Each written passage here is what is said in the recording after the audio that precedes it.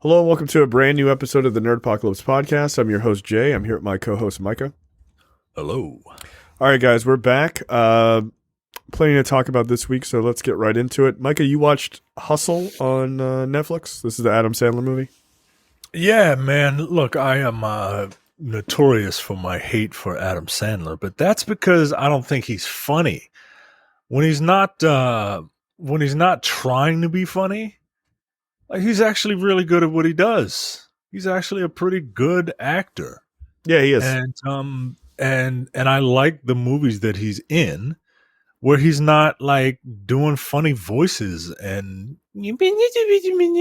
or like fighting old people or whatever. You know what I mean? Like, right. And he plays against type. Yeah, like this should be his type now. So Adam Sandler. I mean, I think largely it is, by the way. Like, I think he's kind of hit that point in his career where he's just like, he's kind of done with the stupid, silly shit. Good. I always find it interesting when comedians finally go that route. You know what I mean? Because some of them can really pull it off and some of them can't quite get there. Like, it's so much but it's easier for a comedian to do drama than it is for a dramatic actor to be funny. Right. So I enjoy the evolution of the comedian like that. And I really enjoy this movie. Adam Sandler, almost called him Ben Stiller. Adam Sandler plays a basketball. He's another one who's the same exact trajectory, honestly. Right. Like, he's, Adam Sandler was Zoolander, and like that guy created one of the best television shows of last year. Ben Stiller. Ben Stiller was Zoolander. Yeah, Ben Stiller. Yeah. So, right. Yeah. But anyway, Adam Sandler plays a basketball scout who discovers a phenomenal street ball player while in Spain and sees the prospect as his opportunity to get back into the NBA. So he plays a talent scout named Sugarman, married to Queen Latifah. And he is a scout. He doesn't want to be a scout because you have to fly literally all over the world. And he said he's missed like his last 5 birthdays for his daughter because he's out working. He is a scout for the 76ers. And the owner of the team is like, you know what? I'm gonna make you an assistant coach. You don't have to do the scouting anymore. And he's like, great, like, life's wonderful, right? And then all of a sudden, the owner fucking dies, and the owner's son is like, yeah, get your ass back out there because you're really good at scouting, and I need you to find me the next Joel Embiid, right? And he finds the street baller, and look, it's a sports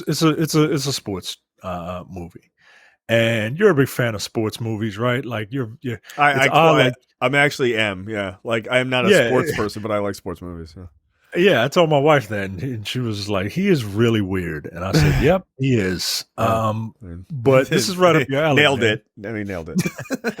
This is right up your alley in terms of, like, this is your classic sports movie, right? Like, he finds this prospect who's, rough around the edges, and he has to kind of mold him. There's like multiple training montages. Oh, come on, man. Rock and roll. Like, it's set in Philadelphia. Like, come on. All right. Yeah. I mean, you were doing well. Okay. Tell me something else that's good. But it's really good, man. It's got a ton of NBA players in it. Yeah, this is like co-produced by LeBron James, if I'm remembering. Yeah, he is. He's a co-producer. He's not in it, but like damn near half of the NBA is in it. Awesome. Even some like famous street ballers. Like, I don't know if you've ever seen the Professor, like A&1, those guys. Kinda. But yeah, man, this is a really good movie, man. It's just a nice, like, solid, entertaining movie. I don't want to spoil too much of it. I don't really feel like I can spoil the movie because it follows the same trajectory that you think it would. Right. Because it's just like every other, like, sports movie. It's one of those, like, he's making you better, but you're making him better, right? Like, it's very cliche, but you can tell Adam Sandler like loves basketball. He does. And, he's a super fan. Yeah, man, and you could tell, man, and you could tell he's having just a blast being around all these like NBA players, right? Like in the movie, he gets to FaceTime Dirk Nowitzki. You know what I mean? Like, oh, that's kind of like fun. Like it's just cool, man. It's real cool. So I really dig this movie. Yeah, man, just check it out. You want something? You want something like easy to watch? Check it out. All right, yeah, that's cool. Like I was just thinking, like, yeah, like Sandler's a super interesting actor in his latter part of his career. But you got to remember, Kevin Garnett was in Uncut Gems, right? Remember he had a bit of a part too. But yeah, he plays like pickup basketball. Sandler does like all the time in L.A. Like people just like, yeah, I was playing with Adam Sandler at some like random gym. Like he just likes to play basketball all the time. So yeah, he's been sort of a long-term NBA and basketball fan, like super fan for years. Yeah, it looks good. I didn't put it on the docket, but I'll briefly talk about it. It was between watching Hustle or this other movie that my wife and I watched, Tick Tick Boom. That's what we decided. That's what she decided she wanted to watch. Even though I was really hoping she'd pick Hustle, but yeah, that was kind of an amazing movie. Tick Tick Boom is actually really, really impressive film. It's that's the Andrew Garfield movie, right? Yeah, he plays the guy who wrote Rent, and like that guy's story is fucking tragic. He died the day before the full public screening of Rent. Or not screening, but, public performance of Rent. Like, he died the night before. And then, of course, people saw it and not like, oh, he died, let's feel sorry for him. They're like, oh, this is actually, like, incredible. And, like, he won all of these awards and everything. And, like, Andrew Garfield didn't know how to sing before the movie. He learned to sing for the film. And it's pretty impressive. It's shot really interestingly, like from what this guy was going through in his life to like then writing the story, of Rent and everything else.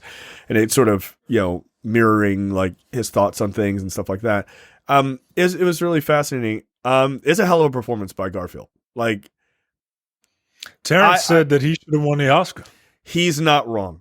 Terrence is not wrong. That single performance was pretty phenomenal. Like if he had won that, because I don't even think he was nominated. I think the film was nominated, but I don't think he was nominated. Which felt like a snub. Like it really did. Here's the thing. I really like comic movies and comic books and stuff like that. I mean, you can tell by the background, like obviously we do, and that's the large part of the show. But I need people to stop reducing these great actors to like one comic book role.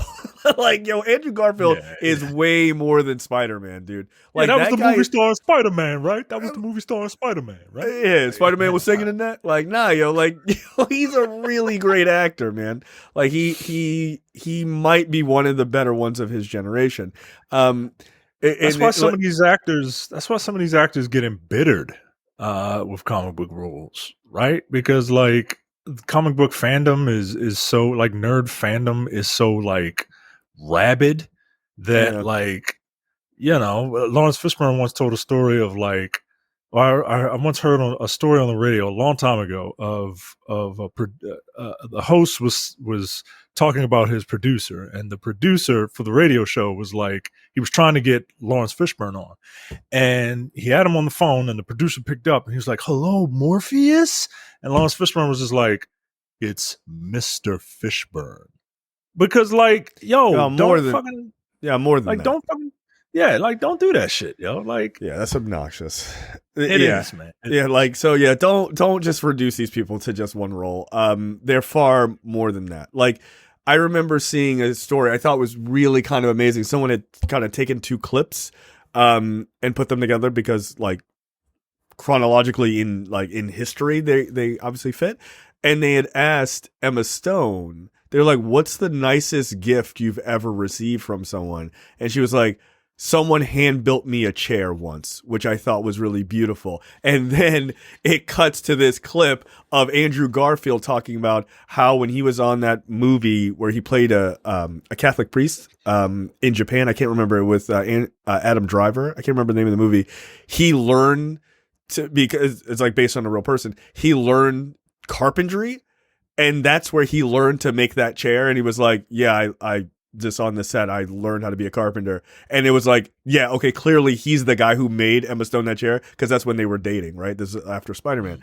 And it was like, that guy is like capable of like, there's a whole thing with a lot of like really great actors are capable of like picking up skills quite quickly. Like that, like they're kind of like amazing mimics. Like Tom Cruise has that, right? Like people take like years to learn how to fly a helicopter. He's like, how you do it? All right, got it. And they just like figure it out, because that's just part of how their brain works, right? Which is why they're good at being professional liars. So it's like these guys and women are capable of so much more. Please don't just reduce them to just being like, yo, you were Spider-Man once. Like, yes, but also these other things. Like I'm really talented. So he was nominated for Best Actor. Oh, he was nominated. Yeah, he deserved it. Like he deserved it. Like he was really, really good. It was impressive. But yeah, I don't regret seeing it, but I just kind of wanted to watch Hustle that night. I was like, I really kind of want. I was like, this basketball movie, guys, and I kind of showed him the wrong trailer. Like trailer one's like really perfectly done. Trailer two is like, it's all right. I picked the wrong trailer. I feel like I could have, if I had gone with the first trailer, like the music was better. Like I could have made that happen. But yeah, Tick Tick Boom, also amazing on Netflix. All right, let's talk about the. Also, I've been binging the shit out of Barry. Look, if you're not watching that show on HBO Max, you're crazy. Get on that shit. It's amazing. I can't believe you bastards never told me about it. All right, let's talk about Miss Marvel, episode 2. What'd you think? This was another good crowd pleaser, like very character centric. But we got a little bit more superhero heroics. This feels much like Hustle, where it's sort of the normal linear progression of a sports movie. This seems like the normal linear progression of a superhero kind of coming into their powers. Like, like they save someone, but like they don't do it perfectly in this episode. And so they kind of, with great power comes great responsibility type of thing. Yeah, I enjoyed this episode. I think the show is paced properly, right? Like today this episode was the getting to learn your powers montage episode, right? And then that's usually like the beginning of the second act of a film.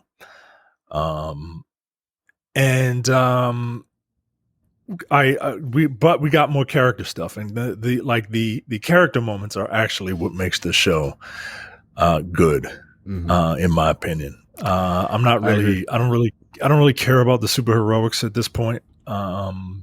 Whereas some of these shows, like I just want to see the Birdman fly and throw a shield. You're also incredibly like well versed in that character going into that show, for instance, right? Yeah, and that's another thing, right? Like this is showing me an aspect of American culture that I am completely unaware of and find very interesting. Yeah. It's interesting to be a fly on the wall. I'm not interested in the point where I'm like going to research it and all that. No, but it's interesting to look at, right? It's something different. Yeah. But familiar, because we're all relatively the same. So there's no reason for us to hate one another anyway. Get off your soapbox. Don't make this show political. Don't make it political. Don't make Star Wars political. It's got wars in the name. All right. You got it. I do like that we were introduced to the boy she likes, and it is quite obvious that boy and his relative will be the main antagonist, whereas Damage Control is going to be like an external, like tertiary, like monkey wrench kind of thrown in the works, at least to me. Yeah, I somewhat agree with you. I agree with you on the boy and his and his relative. I think the damage control is going to end up being a lot bigger. I think their role is. I saw someone give a theory. I'll talk about in a second that I think is super interesting for them. Someone said that they think damage control is going to end up being an arm of, if not completely becoming, Cradle inside the MCU. Do you know what Cradle is? The Child Hero Reconnaissance and Disruption Law Enforcement group. They basically, yeah, I know they're stretching real hard for that. Yeah. For that, it's like, all right, the Patriot Act. Like, you can tell when they come up with the acronym. You can tell when they come up with the acronym before they come up with the actual all right. So, but Cradle was basically like they were trying to like stop underage superheroes, right? Like that's a story, and that deals with Miss Marvel very specifically too. So I could see that being the impetus for like a Young Avengers, right? Like them kind of going up against them at some point. So I could see that. So we'll see. Cradle is would be an interesting thing to do. Look, I like this episode. I thought it was good. I think it's cool to see her using her powers and kind of getting to know him and everything else. Again, that's very stereotypical for this kind of storyline. Look, all of these shows are character building shows, right? Like that is the thing I think people lose sight of when they watch them, because they're looking for like Winter Soldier or an Avengers film or like a full-on MCU movie. That's not what those series are for. They're to get you used to and understanding the actual characters. When they show up in the movies, you don't have to have all of that building, right? Like you can just jump right in. When you see Miss Marvel in Marvels, she'll be fully realizing like going for it. She's not gonna be like, how do I use my powers, right? Like you're not gonna they're using Disney Plus as clearly a way to not do the Captain Marvel thing of making a phase 1 MCU movie anymore. Like they're not gonna do that anymore. That's what Moon Knight was. Moon Knight was far more of a character study than an action show. I mean, it had action, but it's far more. Even Falcon and the Winter Soldier, it really was about the characters. Like it wasn't, yes, it had some action moments, but it was really about the heavy character development. Like that's what those series are about. WandaVision is a perfect example, right? Wanda's the only one we've seen post her series into a movie, and her character showing up in Multiverse of Madness works so much better when you knew all the shit from what happened in WandaVision. That's what they're using. So it makes sense. But I like the idea of what they're doing with Kamala Khan. I think it works. I mean, are people complaining about this episode aside from like Bates? No. I'm saying people have been complaining about Disney Plus series a lot. I've noticed, and it's like, well, it's not doing this. It's kind of boring. So I'm like, this is the stuff in comic books that are not in the splash pages. That's what they're doing, right? This is doing the heavy lifting of the character development. I like it because it's like, all right, it's 6 hours and it's spread out over weeks. So you're not just sitting there watching a 2-hour movie with like 30 minutes worth of action at the end, right? Like they're giving it to you spread across. So I don't mind it, but to me, it seems clear that's what those series are about. So yeah, we'll see. I was happy to see and also shocked to see them talk about the partition in reference to India and Pakistan. I thought that was kind of fascinating, and in the way they talked about it, I thought was interesting. Again, these are things that like I feel like a lot of Americans don't know, but I think it's good that they're dealing with it. So yeah, we'll see. Yeah, I like the vibe of the show, man. Yeah, it's great. And look, I'll be honest, part of it is because it's like a Marvel property and like I'm into it. Because I can't imagine I would watch this show if it wasn't tied to this universe. But the good thing about it is it is introducing me to something that I normally wouldn't see, and I actually develop an appreciation for it. So yeah, that's fair. Yeah, I dig it. Yeah. All right. Fifth episode of Obi-Wan Kenobi. I need people to not say that the fights are whack on this show. I need y'all to shut up. I just look, in my opinion, myself personally, this is the best Vader fight, hands down, in the series. Like, not in this series. And I'm not talking about on the cartoons or whatever. I'm not talking about that because I haven't seen those. I'm sure those are amazing as well. I've seen like clips of it. They look great. But as a cartoon, live action, nah, yo. Knock it off. Like, he's never had a better fight scene. It was awesome. He was a dick. It was great. I like the stuff they're doing with the third sister. I think this reveal was like, everybody kind of saw it coming. But it was nice to see. But yeah, that fight was awesome. It was, man. And he was a real prick. And look, I mean, but it fits his character, right? Not in that he's a prick, right? But he is a prick. But like, he's an incredibly powerful Force user, and the fight between him and the third sister is just evidence of it, right? Whereas, you know, Obi-Wan would be like quick to whip out the blade, you know, in his younger days. He'd be quick to whip out the blade because he was and like Mace Windu, right? Mace Windu would be quick to like bring out the blade because he's like a master swordsman, right? Right. Vader is just like Vader doesn't pull out his lightsaber a lot, yo. Like, he doesn't. You don't need to. Throughout the course of the series, like, he doesn't really pull out his lightsaber a lot, and it's because he doesn't need to, right? Like, he doesn't need to. Also, like, he's handicapped, right? Like, he can't be doing all them flips and shit. Right? Yeah, like, I don't talk about all that. Right, he weighs as much as like a semi truck. You know what I mean? Like, he can't move around like that. But he's a powerful Force user, and that's how you use the Force in a fight. It was just I fucking loved it, man. It was great. Yeah. The show, while I am enjoying the show, I do feel like the show is rather unnecessary. Yeah, because you know the ending. Yeah, you know the ending. Like, there's no stakes, right? But I do.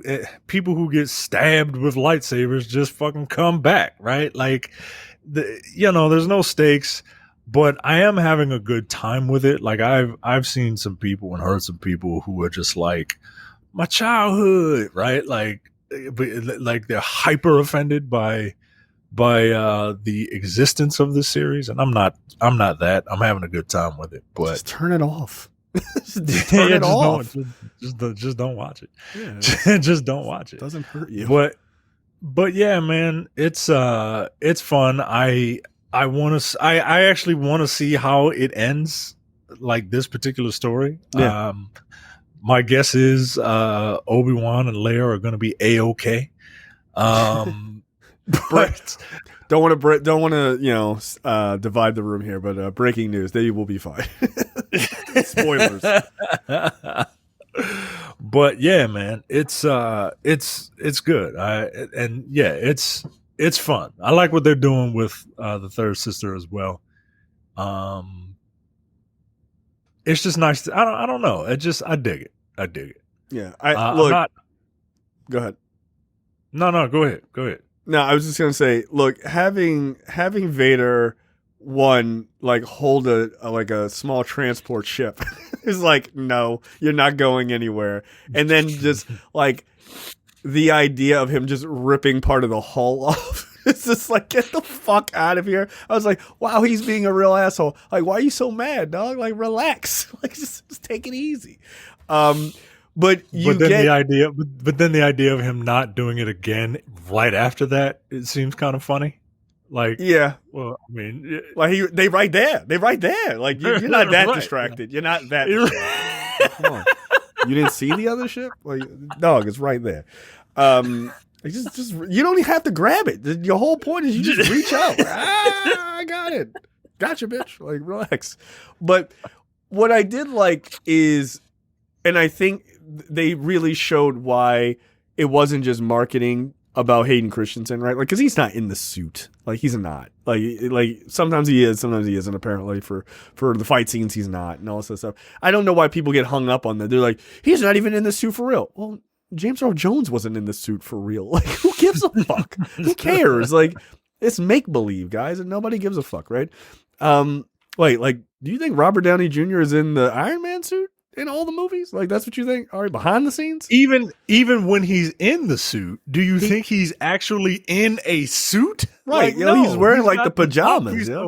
Right, he's got the top piece on that you can see, and he's got skin tight pajamas on, because like you can't walk around in a fucking suit like that. Yeah, it's not one thing. 8 hours a day. It's one thing to like not suspend disbelief, like in character. It's another to like be mad about things happening behind the scenes. Like it's make believe, guys. Like, what the fuck who cares? I don't give a shit.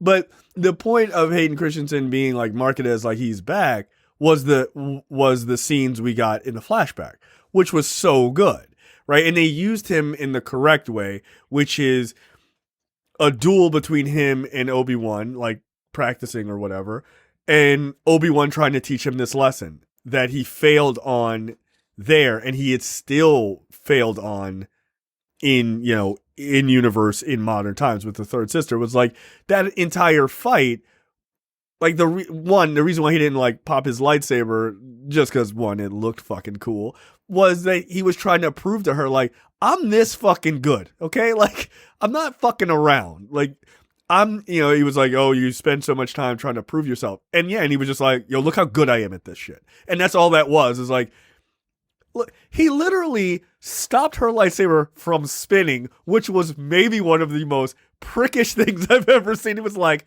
knock it off, okay? And then took it from her, broke it in half, and gave her one and was like, take a shot. Like, who gives a fuck?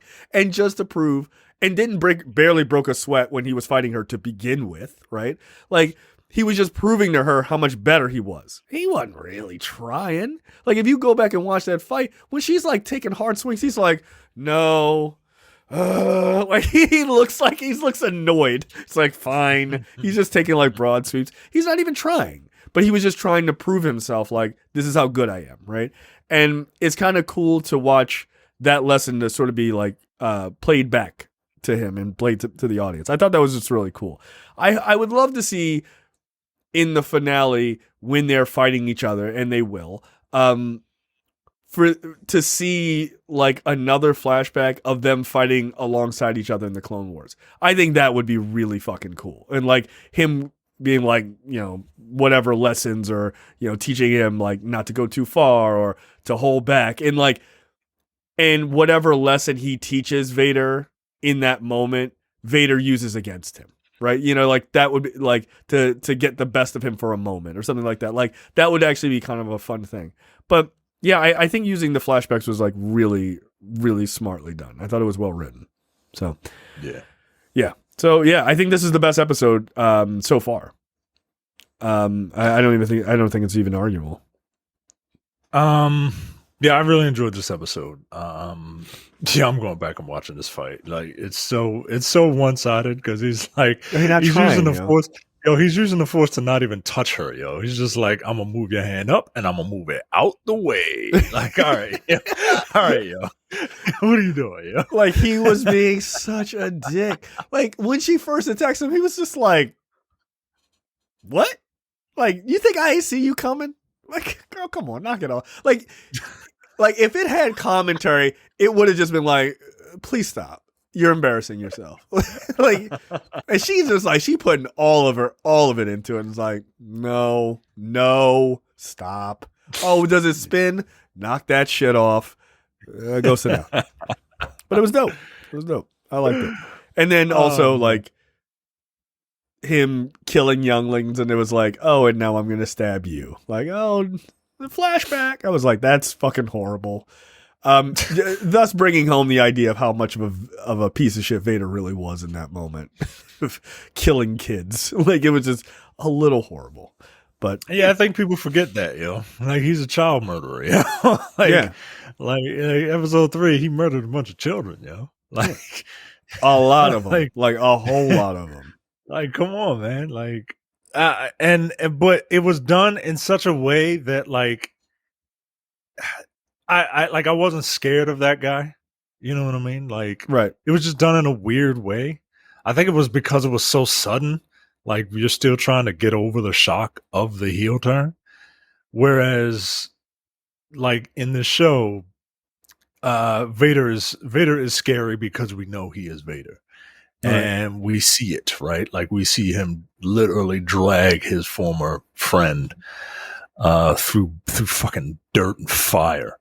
And I really enjoy Scary Vader, man. I really enjoy Scary Vader. Like Jason Voorhees type, like, yeah, I'm just coming at you and ain't nothing you can do about it. Yeah, like that's the thing in that fight. When she turns on her lightsaber and it's like spinning, he doesn't back down. He just walks straight forward. He's like, and like, what the fuck is this going to do? She's like, no, but I have a really cool weapon. Okay, but just take it and just break the shit in half. Care about this? Get out of here. Knock it the fuck off. Science and tech this week. Here's a funny story.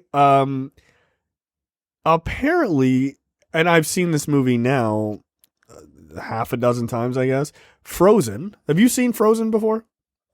Nope. It's fine. It's fine. I prefer the ethnic Pixar movies. They have better music.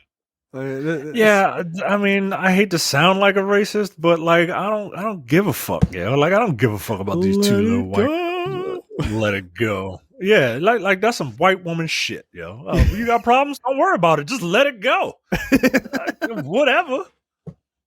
Like, nah, yo. Yeah, I mean, I like, granted, I saw other Pixar movies before Frozen, and I know Frozen was like a big, phenomenon.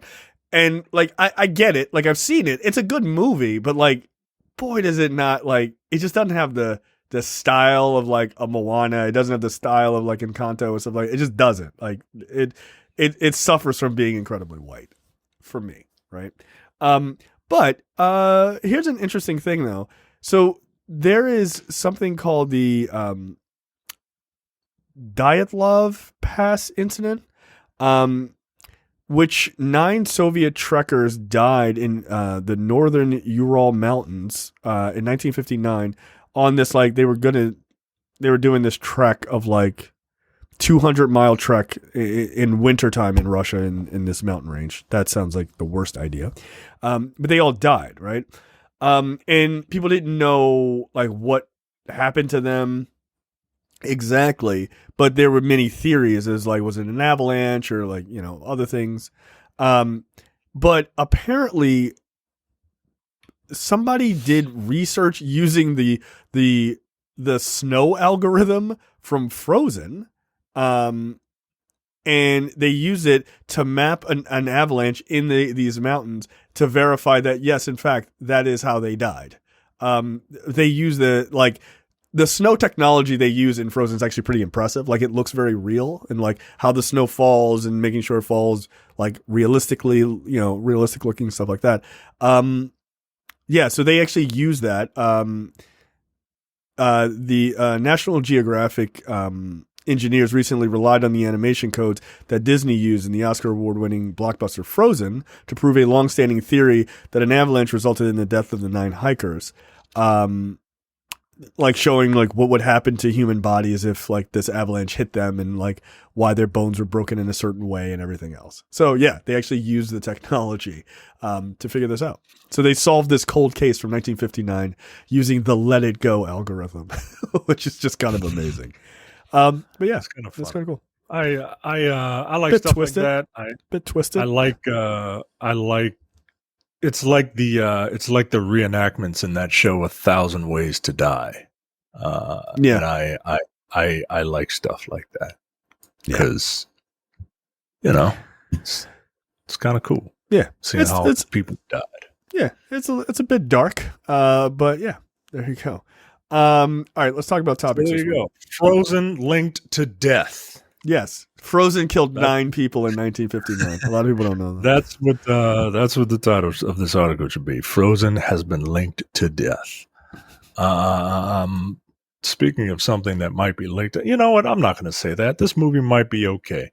Warner Brothers has shared a new image from Greta Gerwig's Barbie movie. This time offering a first look at the 2-time Academy Award nominee Ryan Gosling as Ken. This man has no dick. Ryan Gosling does not have a Ken face. He might have a Ken body. He does not have a Ken face. This guy looks like a young Bruce Willis. He does. Holy shit, he does.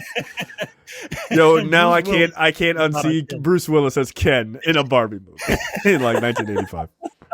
It looks like Bruce Willis with a bad hairpiece, man. And it doesn't. Also, like, when did Ken wear this outfit? Like, I haven't really seen too many Ken dolls like live and in person. I can't remember Ken looking cut off sleeve, cut off sleeve and jean jacket, shit like that.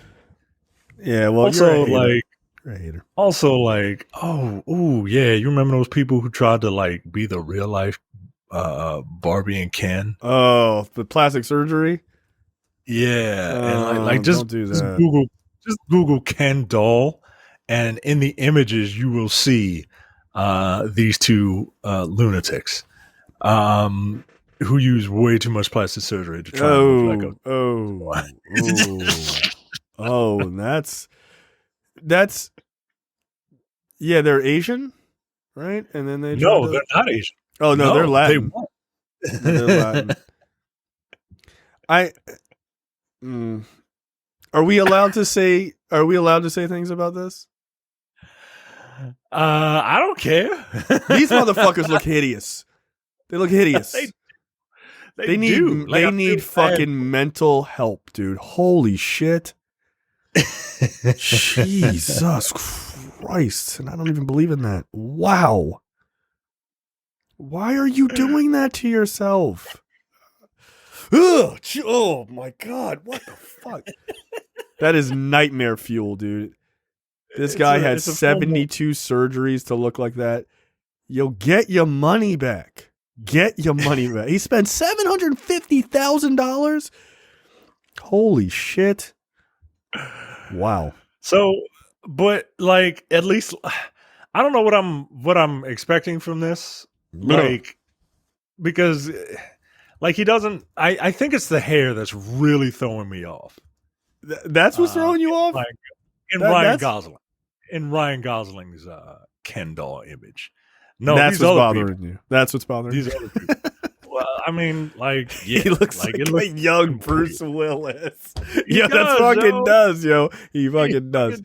He's got the same chin. He does. Like, look, can't you see him with a fucking Seagram's or what was that wine cooler? Wasn't he promoting a wine cooler? Bruce Willis? Yeah, like back before he made it big. Like, was it like Bartles and James or some shit like that?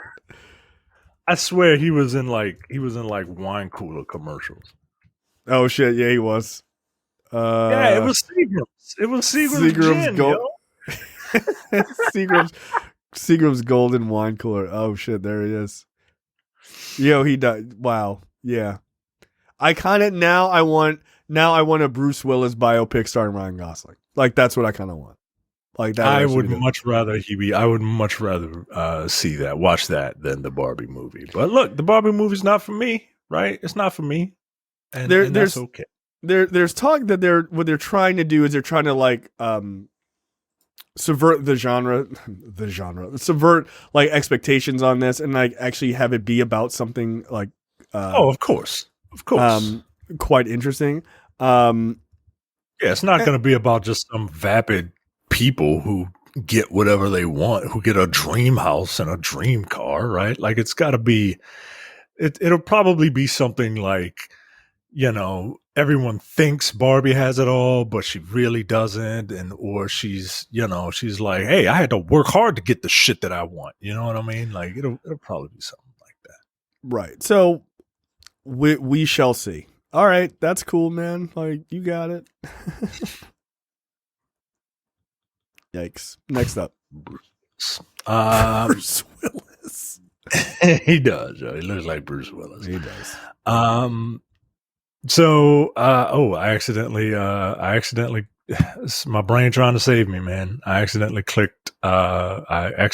exited out of this next story. Mm-hmm. Now I'll give you time.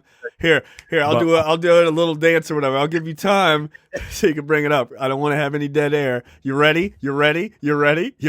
Go ahead. Tom Hardy has a script for Venom 3 ready to go, apparently. According to whoever wrote this article, Venom Let There Be Carnage was one of the biggest movies of the last 12 months, especially whoever wrote this. Look, as we've learned today, you can write an article about anything you want without knowing jack shit about anything.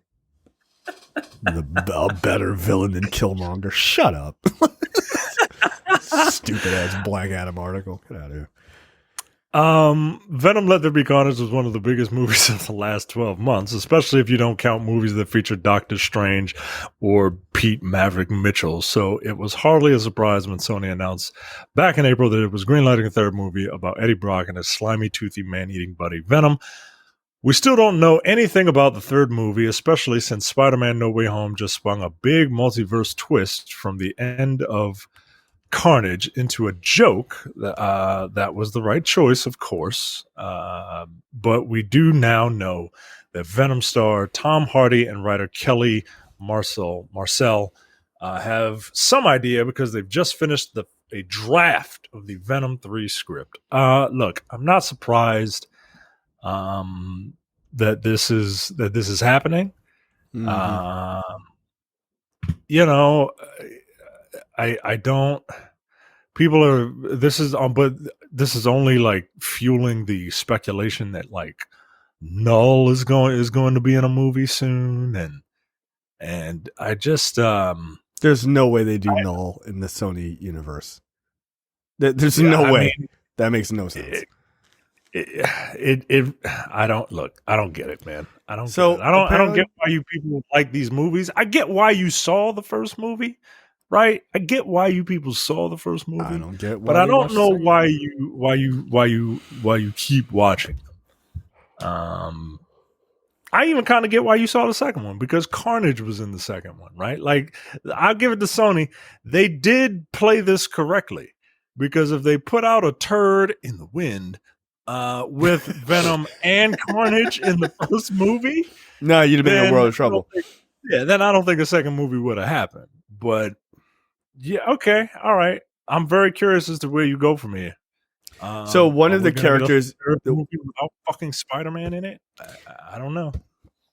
So the image of the script showed like Venom, a little Venom face, and his tongue coming out, and like the tongue made an S. I guess implying that like maybe Spider-Man might show up. I think this is marketing bullshit. I don't think so. I don't think Marvel is going to allow, and I know what you're saying. I know what people are saying. Well, Marvel doesn't control Spider-Man. Yeah, they do. Yeah, they do. Knock it off. I don't think they're going to have Tom Holland's Spider-Man show up after having a hell of an end to a great trilogy, then show up. The first thing he shows up in is in a Venom movie. No, not controlled by them. Hell no, that's not happening. In a different universe, no, that makes no sense either. Also, if for whatever reason that did happen, Sony wouldn't want them to be at odds against each other, right? No, like not from their perspective. Right? No, like Venom is not played as a villain. He's not a villain, right? They would want to see a hero team up, and you might get like a little bit of like, I don't know. I could see them playing it like kind of like how Spider-Man would be the straight man, and Venom would be like the wacky character that like, well, because that's why you're here, right? But that's really weird. That's a really weird dynamic, dude. Like Spider-Man's the straight man. Yeah, it doesn't make any sense. I don't know how they would do it. Like I don't know how else they would do it, because they're not going to make Venom the villain, right? They're not going to make, this is his third movie. Like, you're not going to make him the villain. I mean, the problem, I think it has been well established that like heroes don't kill people. Is Venom going to come in and be like, well, I do. Hey guys, well, I do. Like that's what I do. Well, I eat them. well, I do. Very good. Very good, Dwayne. Also, didn't great line. Didn't Carnage die in Venom 2? Yeah, no, he died. He ate him, and then he killed. What? Oh yeah, so one of the characters in the movie, I guess, is toxic. I guess toxin. Yeah. Because that character just got powers. They didn't really explain it. He just has powers. Right? Like the screaming one, she had screaming powers before she got the symbiote. Did it make sense? No, it didn't make sense. Like they didn't say. Was it or scream? Yeah, she just has powers. She just had powers. Like, is she a mutant? I don't know. She just had powers. Like, she never got a symbiote. Like, she just had powers. So. Oh, okay. That's not Scream. That's Shriek. Shriek technically is a mutant. Yeah, but they don't say that. They don't say that. She just has powers. Right. And that's traditionally like Cletus Cassidy's girlfriend. So yeah. And that was the whole plot of the second movie. Oh, all right. Yeah. Yeah. So there you go. Venom 3. Venom versus I don't know who. I guess, is he going to team up with Morbius, or maybe he'll fight Morbius and the newly cemented Vulture in that universe. I don't know what happened. I think it has something to do with Spider-Man. What is going on over there, dude? Please stop making movies. Can y'all just sell your entire movie section to the highest bidder or lowest bidder, whatever? Just whatever. Holy shit! Just get rid of it. I don't know what. I don't know. I'm really curious what a third movie is going to be now. I don't know. Really am. All right, you got. I snuck an extra story in there for you. Goody. Jenny Klein will be the showrunner for Netflix's Power Rangers series. Oh, we're doing this. Yeah. Jenny Klein has signed an overall deal for television content with the independent studio Entertainment One under the 2-year pact. Klein will develop a genre and drama-based television content and will serve as showrunner for E1's Power Rangers series that is currently in development at Netflix. She'll collaborate on the series with Jonathan Entwistle. Okay. Sure. Who is overseeing the Power Rangers universe under the deal he signed with E1 in 2020 to develop a franchise. Okay. We're doing more Power Rangers. That's fine. I liked Power Rangers when I was younger. I was kind of aging out of it. So I don't have the love that most people have for it. I watched the OG Americans. Yeah. And that was about it. But I wanted to do hip hop keto. You wanted to have your hairline like that? Look, as someone who has a fucked up hairline, his was real bad. Like, yeah, we interviewed that guy, man. That guy was all right. Yeah, Walter Jones. Walter Jones is a cool dude, man. Yeah, and look, he even knows, right? Like he's not unaware that like his hairline looked like the St. Louis Arch, right? Like what were they doing to that man, dude? Like, come on, man. Like, you'll have to follow the arc of his head. What the fuck? Like not only was it bad, it was, why was it so far back? Jesus. Yeah. The center of his head. I can't wait for my son to get a little older so that I can kind of get into some of this stuff. Because right now I just can't bring myself to do it. I don't know what it is.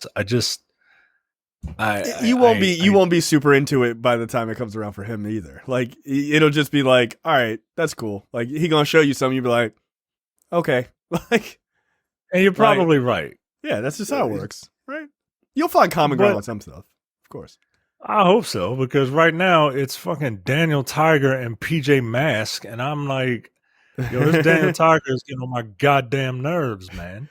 Yeah, we watched some Alma's Way, right? Like we're that's a good one, right? Little ethnic kids, that one's pretty good. I figured it out. But yeah, like it's interesting. Like I tried to get my daughter to watch Spidey and His Amazing Friends, which she liked. She watched like 2 episodes. She really, really liked it.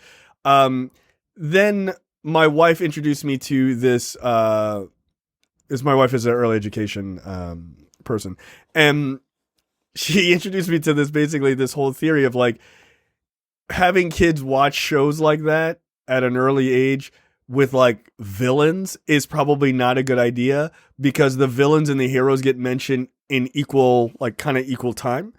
And so she doesn't know the difference. She doesn't get the plot. So she doesn't truly know the difference between the good characters and the bad ones.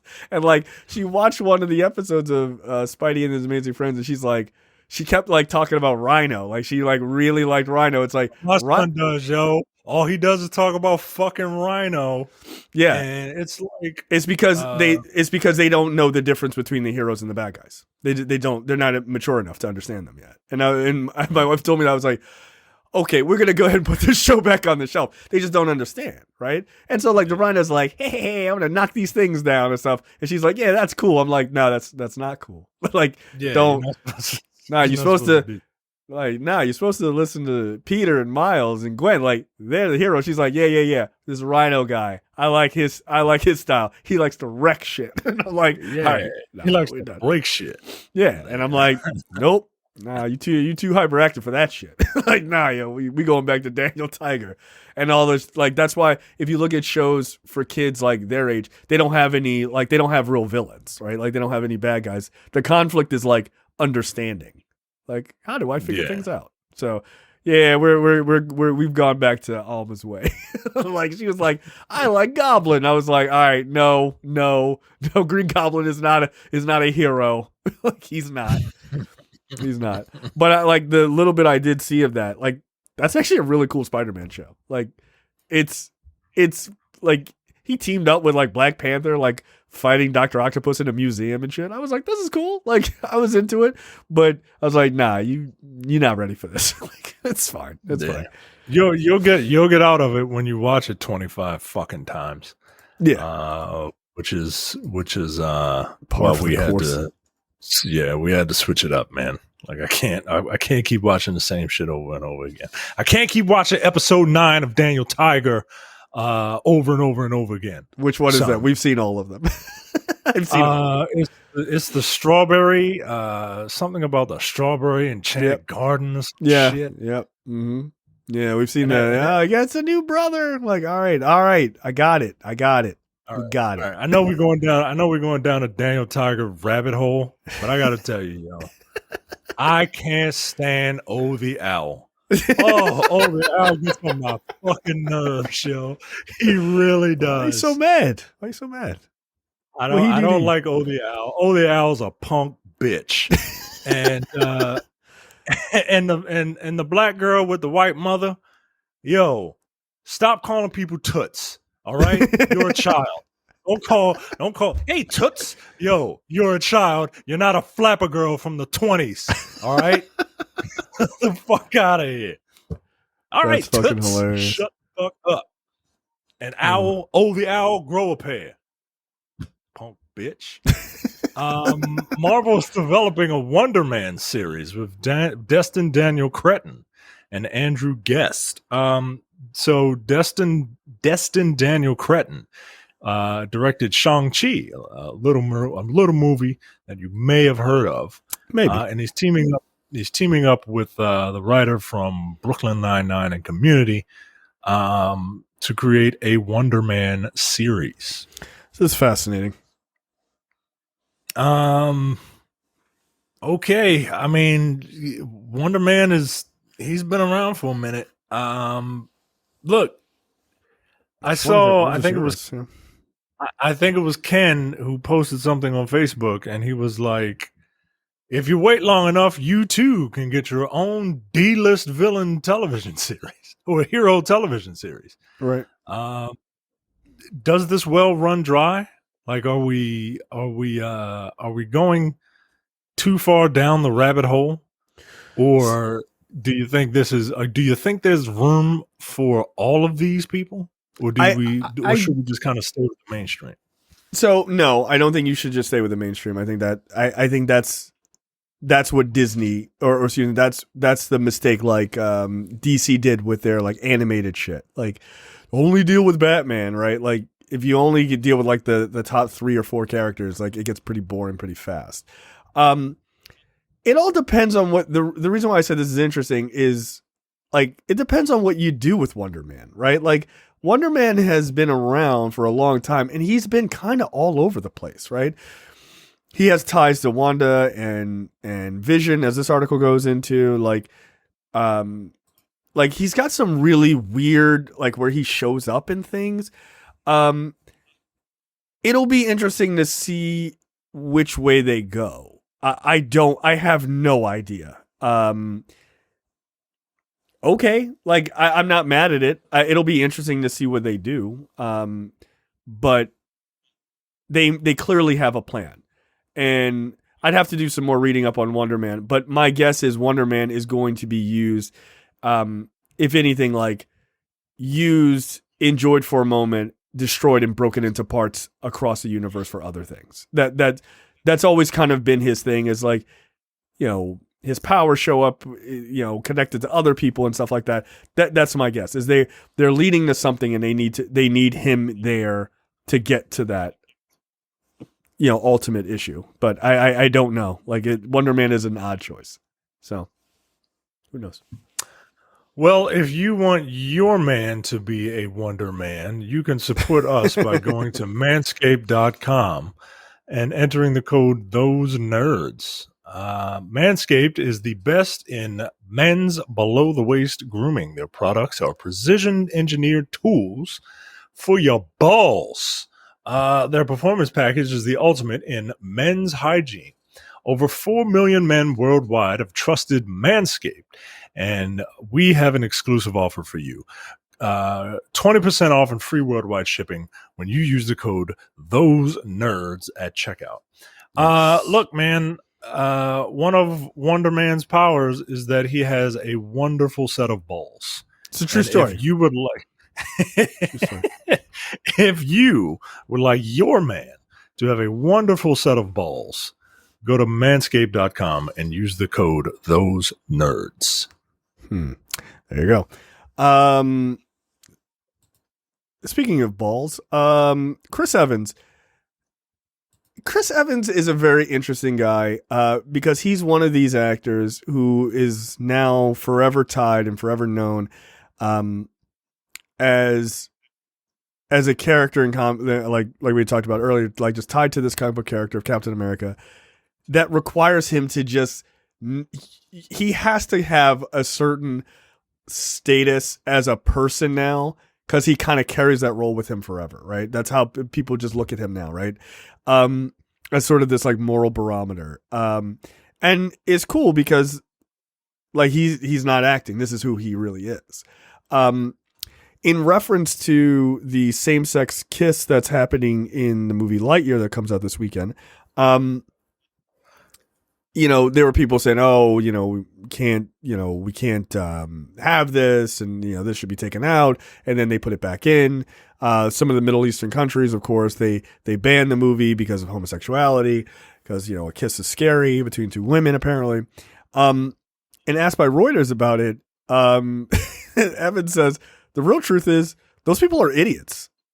every time there's been social advancement as we wake up, the American story, the human story, is one of the constant social awakenings and growth. That's what makes us good. There's always going to be people who are afraid and unaware and trying to hold on to what was before. But those people die off like dinosaurs. I think the goal is to pay them no mind, march forward, and embrace growth that makes us human. As great as it is, and you know, I've been asked the question a few times. It's nice and it's wonderful. It makes me happy. It's tough to not be a little frustrated that that it even has to be a topic of discussion. That is kind of news. The goal is that we can get to a point where it is the norm, and that this doesn't have to be some uncharted waters. That eventually this just is just the way it is. And then he goes on to say that representation across the board is how we make films. Look, it's an honor to be a part of something that's taking those steps, but the goal is to look back at this time and just be shocked that it took so long to get here. Yeah, this dude is just like, he walks the walk, man. He really does. Good for him.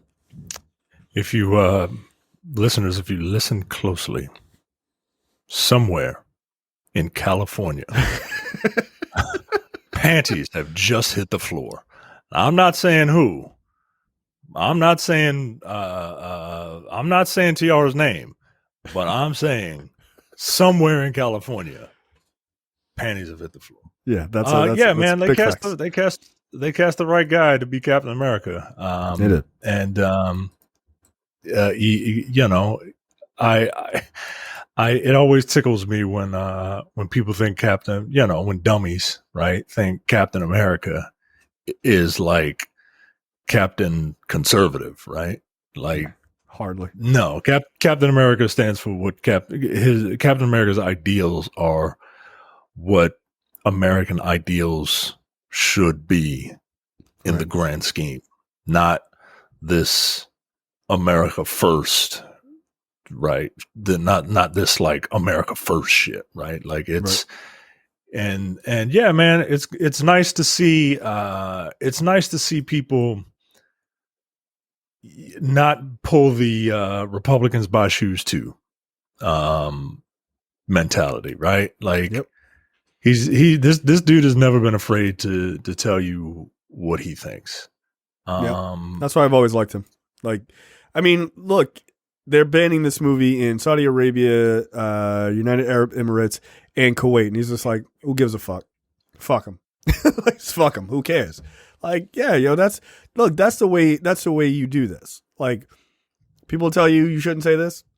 Look, you believe it, and you're on the right side of history. Say that shit. You cancel Chris Evans. What, conservatives not gonna go see a new Captain America movie? All right, okay. Conservatives not gonna let their kids see Lightyear. I mean, they're probably not gonna see this. The conservatives probably not gonna see this new Captain America movie. Oh, no. There's no more white heroes. I mean, are there any white heroes left? I'm waiting for the performative, like, let's burn our DVDs of Captain America, like, you know, because that's not all real. Like, I'm waiting for that shit to happen. Like, quite literally proving exactly what happens in the comics. Like, that's not my Captain America. Like, okay, right. I mean, that was a big part of that series. Like, still one of my favorite moments in Falcon and the Winter Soldier was when that older black dude was like, "Oh shit, yo, that's Black Falcon," and the other black dude's like, "Nah, yo, that's Captain America." It was like, that is the correct answer. Like, that just, it as a series, like, that moment, it was just like, yes, thank you, and it was awesome. Just get rid of that head cowl thing. It's fucking dumb. It just doesn't look good. Other than that, I'd be totally happy. Hey guys, you want to see a horse be beaten that's already dead? Well, here you go again. 12-year-old granted order of protection against Ezra Miller as more disturbing allegations surface. Yay!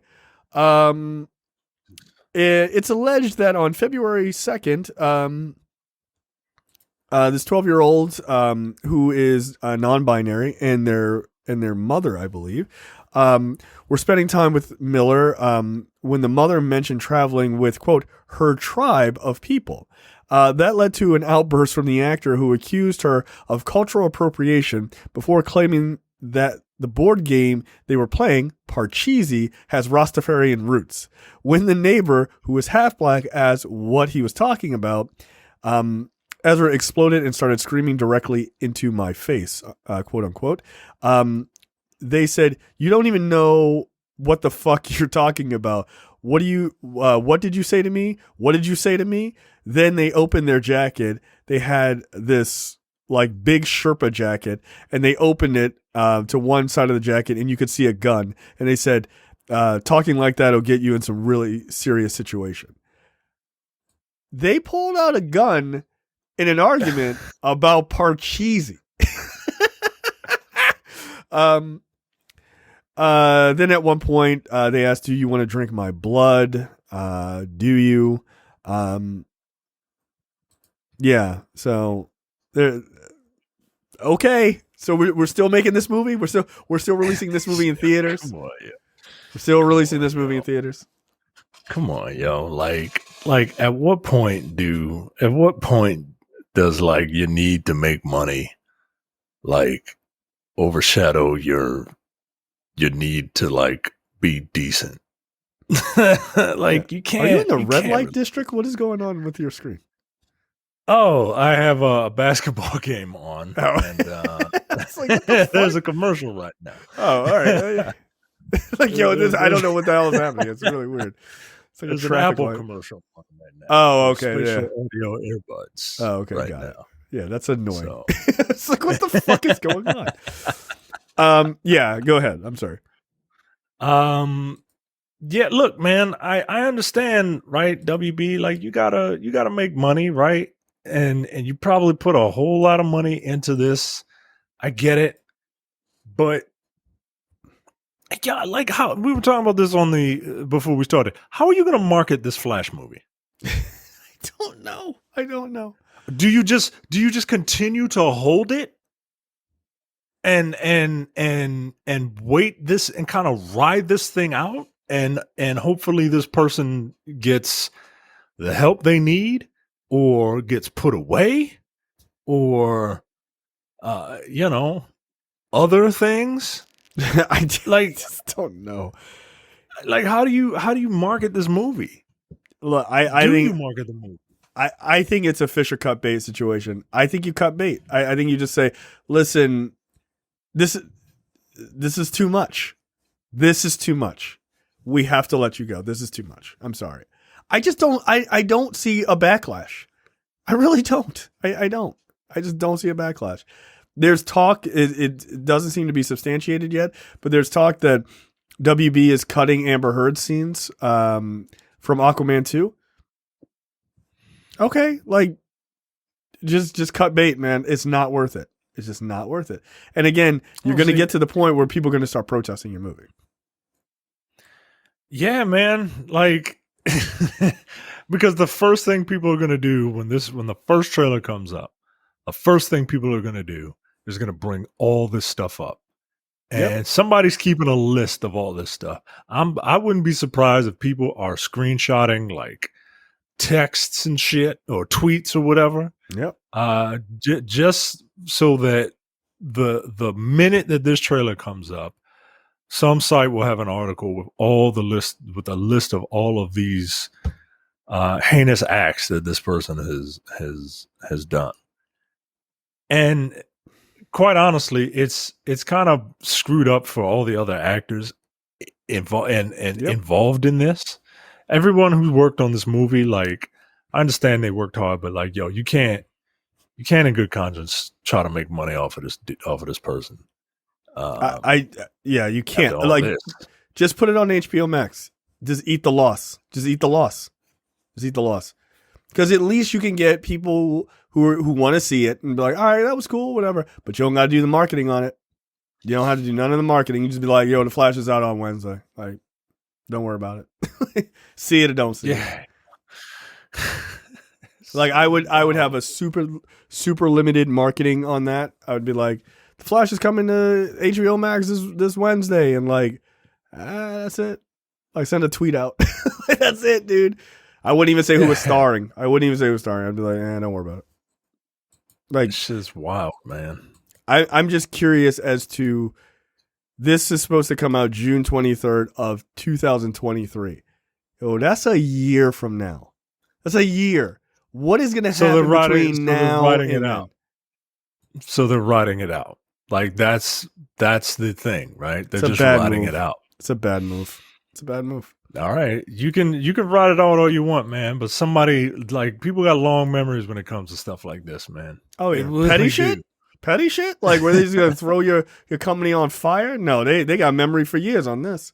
Like, it'll be interesting. No, I would not spend the money to put this in theaters.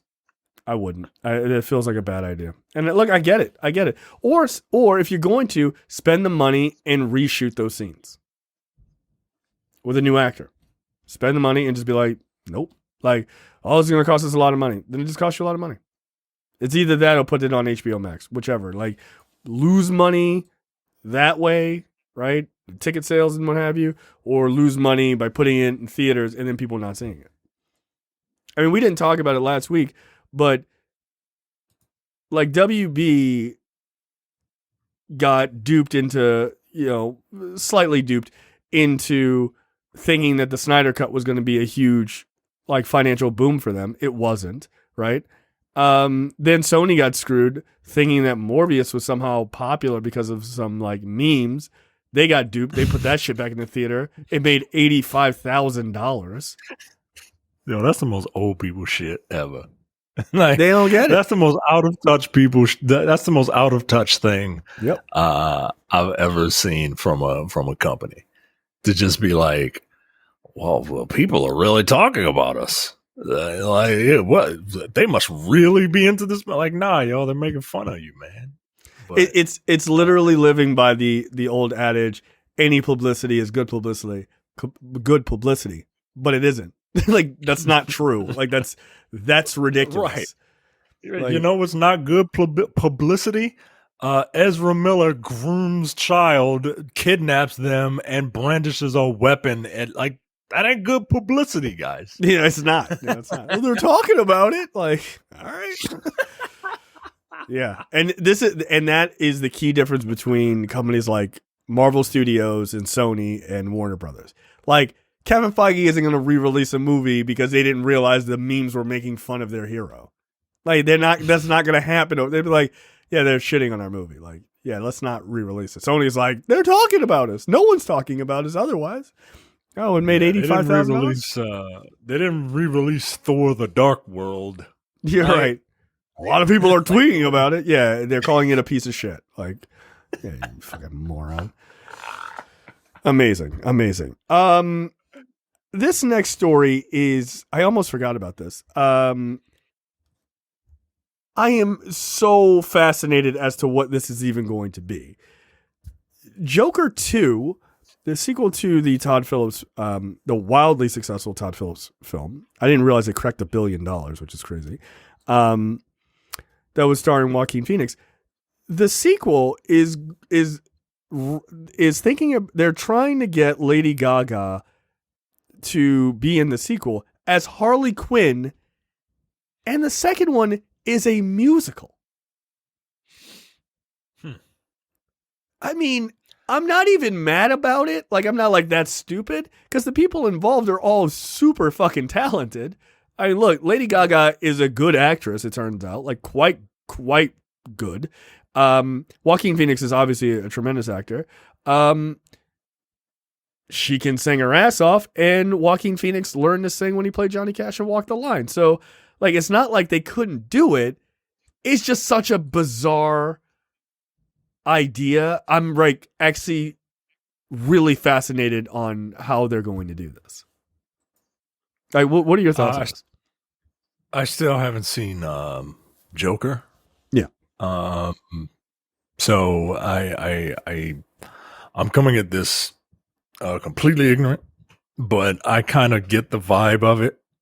And musical is very different from what I imagine that movie is. But also musical, like when people think of musical, they think of like a bunch of upbeat songs and just like, I think people have a certain idea for what a musical is. And, not all musicals are Rent or Cats, you know what I mean? Like there can be, there can be like serious dramatic, movies told and just like, they have a few songs in them, and I guess technically it's a musical. I'm all for it. I think it's a fascinating idea. I really do. You have to push the boundaries. I think you mentioned that earlier. You have to kind of push the boundaries of this medium, otherwise it gets stale and then it dies. Right. That's why Westerns died, because Westerns could not adapt. They couldn't adapt into being like horror movies. They couldn't adapt into being romantic comedies. They were Westerns, right? Just like revenge tales. And that's one of the secrets for why Marvel was successful, right? They have a bunch of different, especially now. Like before they were successful just because they made like fun movies, but like fun superhero movies. Right. But like we distinguish Phase 1 movies from other type. When you say a Marvel Phase 1 movie, you know what type of movie that is. Whereas, the first Doctor Strange is a Marvel Phase 1 movie that came out in Phase like 3 or whatever. Right. Which is why most people aren't really feeling it or didn't really feel it. The second Doctor Strange is a fucking horror movie. Yeah. And that's why people like it. That's one of the reasons why people like it. Yeah, I'm all for it. If it is a flat out musical, then yeah, I'll have to go back and watch Joker. I'm for it. I'm with it. I want to see it. I mean, technically, you could make an argument that A Star Is Born. I was going to say Bradley Cooper was that's a musical. Yeah. Like a musical. There are two different types of musicals. Obviously, we have a musical expert on our network. There are two types of musicals, right? There's the I'm singing through everything I'm saying like type of musical, which I'm not a huge fan of. Yeah, I don't that's like how that. That's how R. Kelly wrote songs in his later career.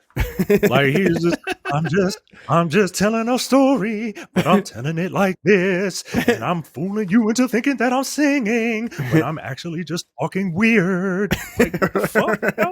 Right. About midgets in the closet and cops and shit. What? Right. I'm not a fan of the sing through the whole thing type of musicals. But yeah, like A Star Is Born, which is a story that has moments. I mean, it's easier to make those work because they were actual musicians. But they have moments of singing, right? If you think about it, a lot of the Disney like Pixar things are musicals in that same regard, right? Like Frozen, for like we talked about, or Moana or something like that. It's a normal story, and then they just break out into song on certain parts, right? Like how about damn near every Disney animated movie is a musical of all time, right? Exactly. Those are all technically musicals, right? So if it's done like that, I could see that totally working, right? You have this story and stuff like that. And look, I'm not good at speaking French. So you'd have to tell me, you'd have to pronounce this because you were pretty decent at French. It's called like the new project is called Joker something blah blah blah. You can read it. I think it's the third paragraph or the second paragraph,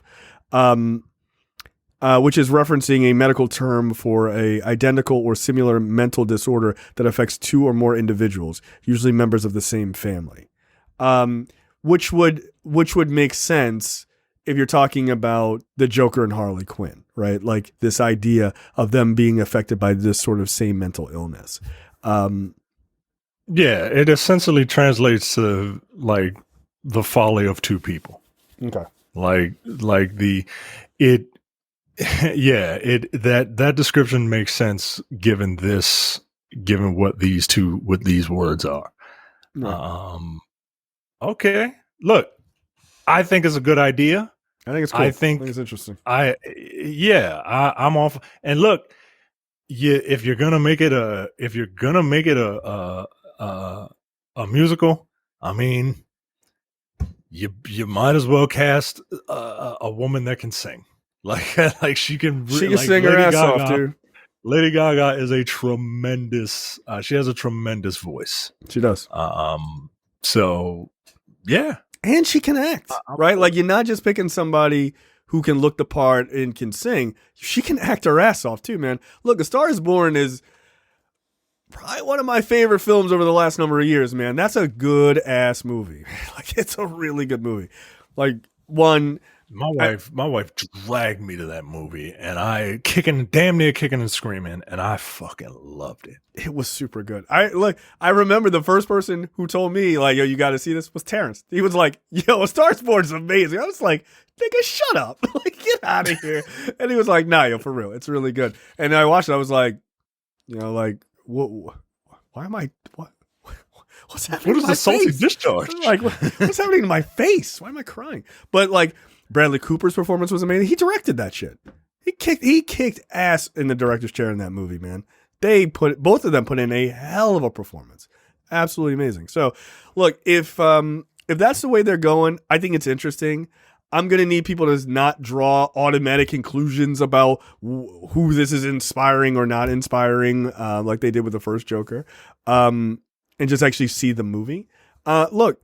Whatever you like or dislike about the idea of Joker, that was a damn good movie. Like, it really was.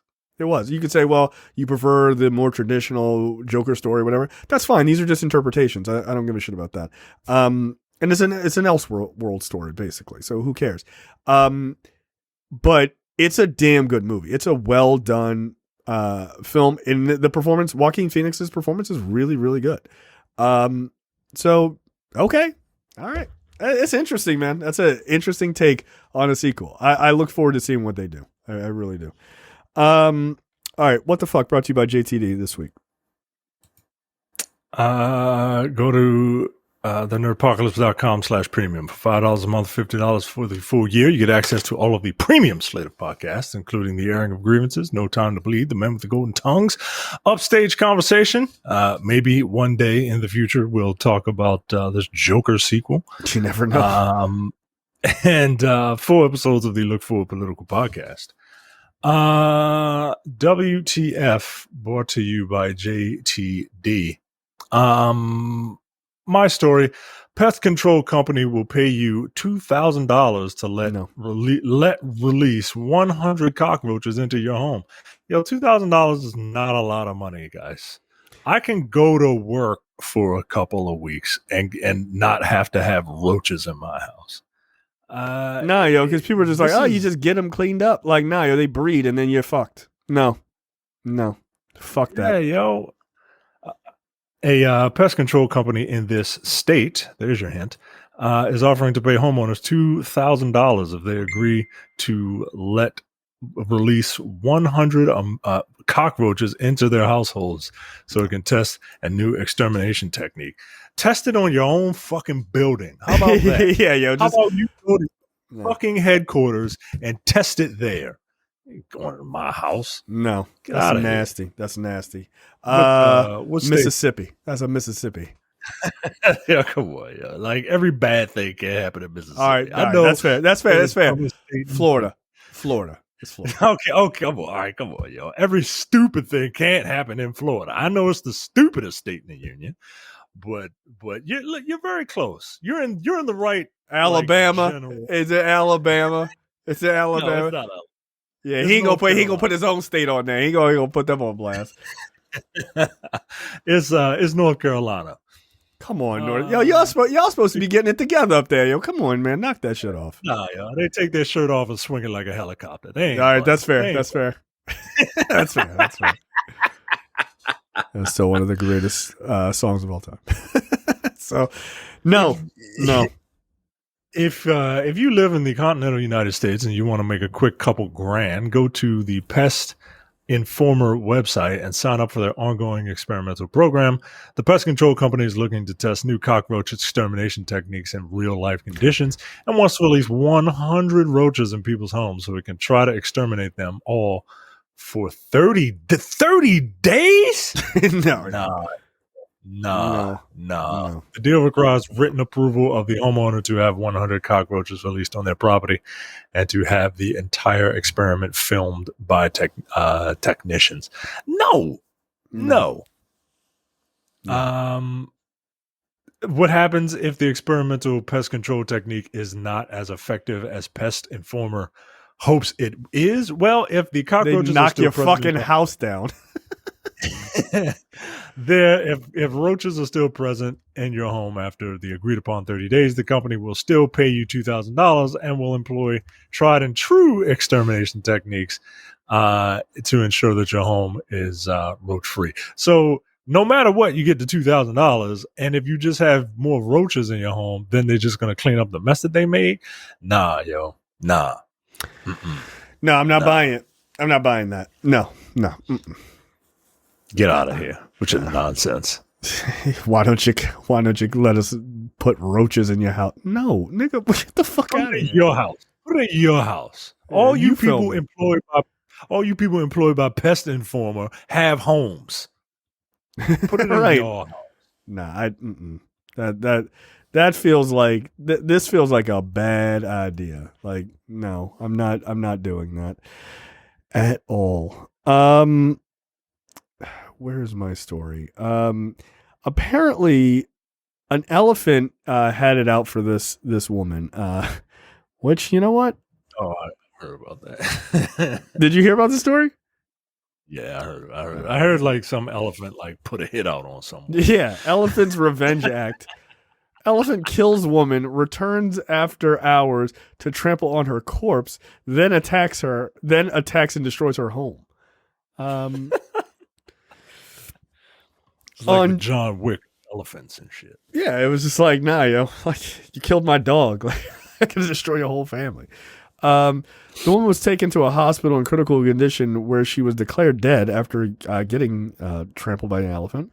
The woman's family and neighbors had waited till the medical formalities and post-mortem examination were done and had brought the woman's dead body back to the village in the evening for her last rites. While the villagers were preparing the woman's last rites, the elephant that had reportedly attacked the woman several hours earlier came back aggressively. While the villagers ran for their lives, the tusker then reportedly started attacking the dead woman's corpse. The furious pachyderm then went on to trample the woman's body and then destroy her house. Where do you think this is? It's India. This is where it's at.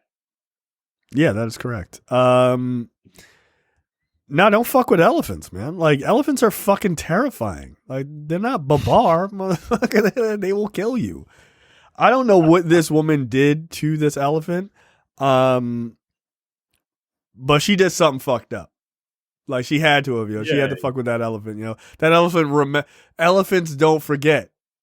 Like, that elephant was like, I remember when you were talking shit last week. All right, bet. That's fucked up. He stomped on a corpse, Like, he had a serious fucking issue with this woman. That's wild. Oh shit. Like, it's not cool that she got killed. Like, that's fucking sad. But it is. But it just, I don't know. It's just, I mean, it's kind of funny. Like, I'm sorry. It's kind of funny because this elephant was just like, nah, fuck your whole life. Like, and afterlife, apparently. Like, that's fucked up. So no, I'm going. Go ahead. That petty ass elephant did what everyone claims that they would do on like social media. You know what I mean? Like, this elephant actually fucking walked the walk. Yeah, slowly, or maybe not that slow. I'm gonna kill you. And I'm gonna come back. And I'm gonna piss on your grave, and I'm gonna destroy your house for no reason. Like, I'm dead. Relax. It's fucked up. Yeah. See, villages. Elephants have a long memory. See, Some scientists studying elephant herds attacking villages in Kenya have theorized earlier that the attacks might have been acts of revenge over the widespread poaching activities in the region several years earlier. They have also reported that due to poaching and increasing competition for territories, elephants may have even grown to dislike humans in certain cases. See? I'm just saying, like, oh, we caught y'all fucking slipping. So guess what's happening right now? Fucking laying the pachyderm smackdown. That's wild, man. Leave that poor woman alone. All right, that is it for us. Any parting news there? Any other restraining orders from major actors? Not that I'm aware of. It's about to be the third quarter in Game 6 of the NBA Finals. And just to mess with our boy, I'm going to declare that Cam's Boston Celtics have lost the NBA Finals in Game 6 in Boston, and good. Fuck them. I'm rooting for the Warriors. I don't really have a NBA team that I follow, but I would much rather be in San Francisco / Oakland than anywhere near somebody's fucking Boston. So go Dubs. Okay, there you go. I don't know what any of that means. Is Larry Bird still playing? Kevin McHale? I don't know. I don't know. I only watch sports movies. I don't follow sports. I'm sorry. Go Rudy for the Notre Dame, those guys, the Fighting Irish. Yeah, that was a movie, right? All right, that's it for us. We will see you guys next week. See ya.